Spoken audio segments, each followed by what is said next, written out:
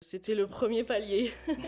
C'était une quête de liberté, on va dire. C'est vrai que ça fait un revirement assez brutal. Forme d'excitation. Excitation. Forme Ok. d'excitation. Après, j'avoue que le premier Donc, vision événement positive. crypto... Ah oui, c'était dans le positif, bien sûr. Je suis quelqu'un de très curieux.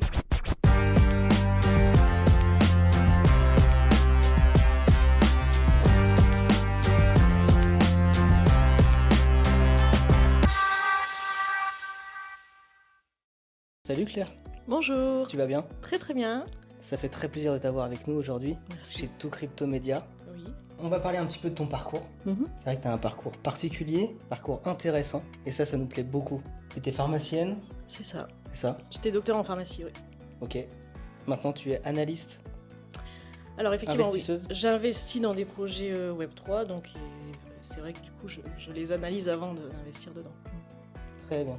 Pour commencer, est-ce que tu peux te présenter, nous raconter un petit peu ce que tu faisais avant justement la crypto? Alors, donc avant la crypto, comme tu l'as dit, j'étais pharmacienne, donc j'ai passé un doctorat, j'ai commencé à exercer en pharmacie en tant qu'adjointe en fait, et donc au bout de quelques années, j'ai réalisé que cette voie-là n'allait pas pouvoir être ma voie jusque la fin de ma carrière. Ok. Donc, pour différentes raisons, mais donc je me suis quand même intéressée parallèlement à ça, à avoir des sources de revenus complémentaires, et donc j'ai commencé par m'intéresser à l'immobilier. Je voulais investir et avoir des revenus passifs en complément dans l'éventualité d'une sortie possible de la pharmacie. Et donc c'est ce que j'ai fait, j'ai étudié un petit peu comment on rend un bien rentable, et donc c'est passé par la rénovation d'immeubles et puis la mise en location en parallèle de mon métier de pharmacienne. Ok. Ça, Intéressant. c'était le premier palier. C'était une quête de liberté, on va dire. Parce que c'est vrai que quand je suis arrivée en pharmacie, je me suis vite rendu compte que j'allais rester finalement un petit peu entre quatre murs pendant 30 ans, donc ça allait être compliqué. Qu'est-ce que ce métier t'a apporté, pharmacienne? Alors, pharmacienne, c'est un métier qui est quand même intéressant dans le sens où on est en contact avec les gens et donc on apprend beaucoup à les écouter. Excellent. On a en face de nous des personnes qui sont malades, qui ont besoin en fait d'être écoutées, d'être comprises, qui ont besoin d'une oreille qui soit là sans jugement, et donc ça c'est quelque chose qui a été vraiment très formateur pour moi, l'écoute active. Le côté humain? Oui, le côté humain. Excellent. Alors c'est à la fois très enrichissant, très intéressant, mais c'est également très difficile parce qu'on prend beaucoup sur soi la souffrance de l'autre, et donc ça c'est quelque chose qui est, je pense, au bout de plusieurs années, ça peut devenir très pesant. Ouais, je comprends.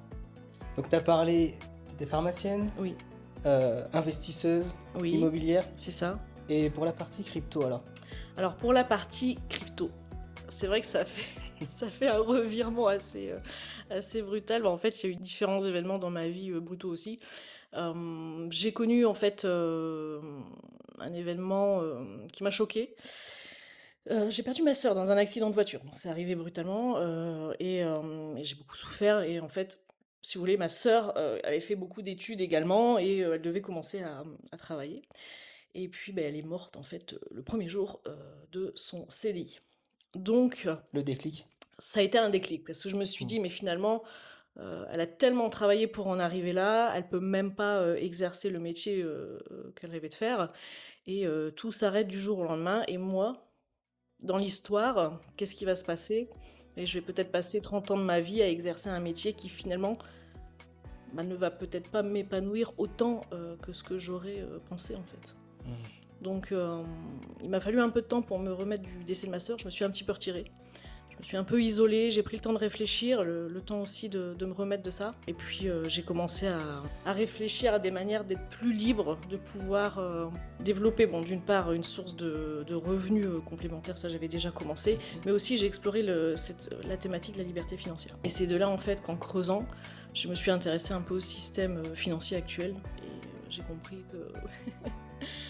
quoi qu'on fasse, on serait jamais libre, donc il fallait trouver des alternatives, et puis à force de creuser, je suis tombée sur Bitcoin, voilà, et la finance décentralisée. Donc ça m'a vraiment passionnée, Ok, et j'ai voulu creuser plus, et de là j'ai commencé à investir en crypto, excellent. et puis au bout d'un moment je me suis dit c'est bien de faire ça toute seule, mais ça serait peut-être bien d'aller rencontrer des gens qui sont dans cet écosystème. Et j'ai commencé à faire les premiers événements crypto. Et puis c'est vrai que là, après, je suis tombée dans la spirale. Et voilà, il y a beaucoup d'autres choses qui après se sont enchaînées par la suite. Ok.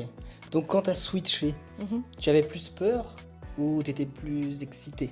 Enfin, une forme d'excitation ou Non, une c'est forme de peur? une forme d'excitation. Excitation, Forme ok. d'excitation. Après, j'avoue que le premier Donc vision événement positive. crypto. Ah oui, oui, c'était dans le positif, bien sûr. Je suis quelqu'un de très curieux, donc. Non, non, non, mais bon. Le premier événement crypto m'a quand même fait un peu peur parce que je m'y suis quand même rendue toute seule, comme d'ailleurs à tous les autres événements par la suite. Mais c'est vrai que quand on arrive là, on est une femme, on est toute seule, on ne sait pas du tout sur qui on va tomber, on est dans un nouvel univers. Et puis on tombe sur des gens qui sont vraiment du milieu informatique, beaucoup de geeks, etc. Et bon, quand on est pharmacienne, c'est vrai on n'est pas forcément habitué à ça, donc c'est- il y avait un peu de peur quand même au début, mais ça s'est très très bien passé. Ça s'est toujours très bien passé. Excellent, merci Claire. Aujourd'hui, quand tu regardes un investissement ou un projet, Mhm. qu'est-ce que tu regardes en premier? Alors la première chose que je vais regarder, bon, bien évidemment c'est la thématique du sujet, bon ça c'est normal, mais 60% on va dire de ce que je regarde c'est quand même l'équipe, parce que c'est quand même les personnes qui détiennent le projet qui vont devoir le mener à terme. Donc si on n'a pas une équipe solide, on pourra pas. On a beau avoir la meilleure idée du monde, une très belle vision, il faut des gens derrière qui soient capables d'exécuter en fait, et qui aient une vision également long terme. Voilà, donc ça c'est très très important, c'est l'équipe. Alors selon toi, qu'est-ce que les gens comprennent le plus mal sur Bitcoin et sur les crypto-monnaies? Alors la plupart des gens qui commencent à s'intéresser à la crypto souvent voient Bitcoin et les cryptos comme des outils de spéculation. Ils pensent que Bitcoin et les altcoins sont là pour s'enrichir rapidement. Souvent ils cherchent pas très très loin et ils ne comprennent pas l'infrastructure qu'il y a derrière. Ce qu'il faut comprendre quand on s'intéresse à la crypto, c'est que Bitcoin ça reste quand même un outil d'émancipation financière et que de base c'était pas là pour faire de la spéculation. Il faut avoir une vision long terme et c'est vrai que souvent la plupart des gens ne l'ont pas malheureusement. Ils confondent trop avec la spéculation. C'est ça, ils confondent avec la spéculation. En fait ils confondent valeur et prix. Ok. La valeur du Bitcoin, elle est intrinsèque. Son prix, bah oui, il y a des cycles haussiers et baissiers, mais ils confondent valeur et prix de l'actif en fait. Tu dirais aussi que le problème vient du vocabulaire? Alors c'est vrai qu'il y a beaucoup de jargon technique, bon, et je pense qu'il y a un gros travail de vulgarisation à faire, bon, qui est déjà en train d'être fait par beaucoup de personnes, mais souvent, c'est vrai que quand je m'adresse à des personnes qui ne sont pas du tout dans la crypto, la première des choses qu'ils me disent, c'est mais moi je n'y comprends absolument rien et ça me fait peur. Et je pense que c'est en raison du jargon technique. Beaucoup. Oui. Maintenant, en lien avec ton ancienne vie et aujourd'hui, est-ce qu'il y a une qualité que tu avais déjà dans la pharmacie et qui t'aide encore aujourd'hui? Mais c'est ma capacité d'écoute, je pense, parce que c'est vrai que quand on vient me présenter un projet Web3, eh bien, il faut savoir écouter le fondateur, il faut comprendre sa vision, il faut l'écouter, il faut qu'il parle de son passé. Voilà, j'ai besoin de savoir s'il a de l'expérience, est-ce que l'équipe va s'entendre, etc. Est-ce qu'ils sont capables de coopérer sur le long terme? Et ça, pour ça, il faut savoir écouter les gens, hein, parce que c'est d'abord des gens qui créent des projets, donc si on n'est pas là pour les comprendre ou les écouter, bah, on n'est pas un bon investisseur. Donc je pense que la capacité d'écoute est importante.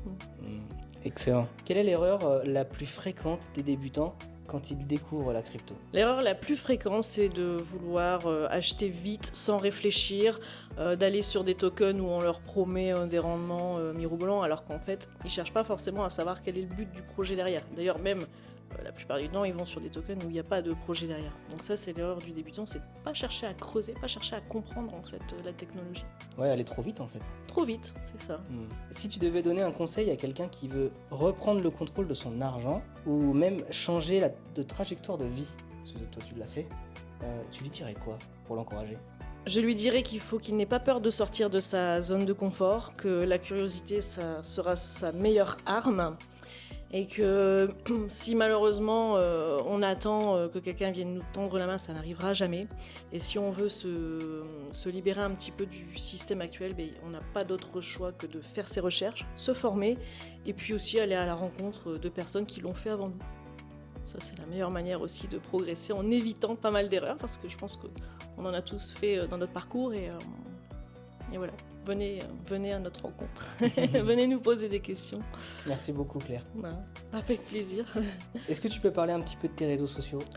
Oui, alors je suis sur LinkedIn, je publie assez régulièrement, et puis aussi sur Instagram, où voilà, je montre un peu les coulisses de mon parcours, les événements crypto que je fais, etc.